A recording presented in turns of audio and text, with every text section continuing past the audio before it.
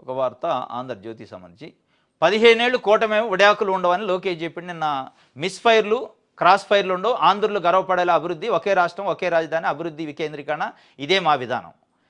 విపక్షంలో ఉన్నప్పుడు అండగా ఉన్న ప్రవాసాంధ్రులు మా గుండెల్లో ఉంటారు, మీరు ఎన్ఆర్ఐలు కాదు ఎంఆర్ఐలట. అమెరికాకు వచ్చి దశాబ్దాలు గడిచినా మీ మనసు ఎప్పుడు ఏపీపై ఉంది. డల్లాస్ ప్రవాసాంధ్రుల భేటీలో లోకేష్ చెప్తున్నాడు. ఎన్ఆర్ఐలకి నాది భరోసా అని అక్కడ పోయి చెప్తున్నాడు. ఇక్కడ ఓట్లేసిన జనాలకి, ఓట్లేసిన రైతులకి, ఓట్లేసిన యువతకి మీరు భరోసా ఇవ్వకుండా ఎన్ఆర్ఐల దగ్గర పోయి భరోసా ఇచ్చారు, సంతోషం, బాగానే ఉంది. మరి అక్కడ నుంచి ఏమైనా వస్తాయా అంటే రావు.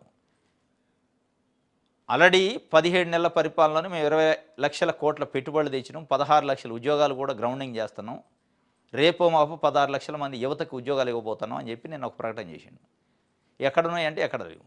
ఇది గతంలో ఎన్నికలకు ముందు ప్రతిపక్షంలో ఉన్నప్పుడు పవన్ కళ్యాణ్ గారు 30,000 మంది మహిళలు కిడ్నాప్ అయ్యారని చెప్పినట్టు, ఆంధ్రప్రదేశ్ రాష్ట్రానికి 14 లక్షల కోట్లు అప్పులైనాయి అన్నట్టు మీరు మీ మీడియా చెప్పినట్టు,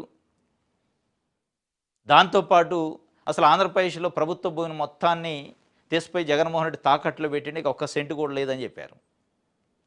మరి ఆ తాకట్టు ఎక్కడో తెలియదు, ఆ అప్పులు ఎక్కడో తెలియదు, ఆ మహిళలు ఎక్కడో తెలియదు, కిడ్నాప్ అయిన వాళ్ళు. అట్లా ఇది కూడా ఉంది, ఈ కథ కూడా అంతే ఉంది. 20 లక్షల కోట్ల పెట్టుబడులు, 16 లక్షల ఉద్యోగాలు, ఈ పేపర్ల మీద రాసుకోవటానికి, ఆంధ్రజ్యోతి ఈనాడులో పెద్ద పెద్ద తాటికాయ లాంటి అక్షరాలతో రాయడానికి పనికి వస్తుంది తప్ప ఇది నిజంగా ప్రాక్టికాలిటీ వర్కౌట్ అయిద్దా, వస్తాయా, వచ్చే అవకాశాలు ఉన్నాయంటే ఇక నీటి మీద రాతలేవి. ఇది ఒక వార్త ఆయన చెప్తుండు. 15 ఏళ్ళు ఇక ఎట్టి పరిస్థితుల్లో విడాకులు అనేవి ఉండవట. రైట్.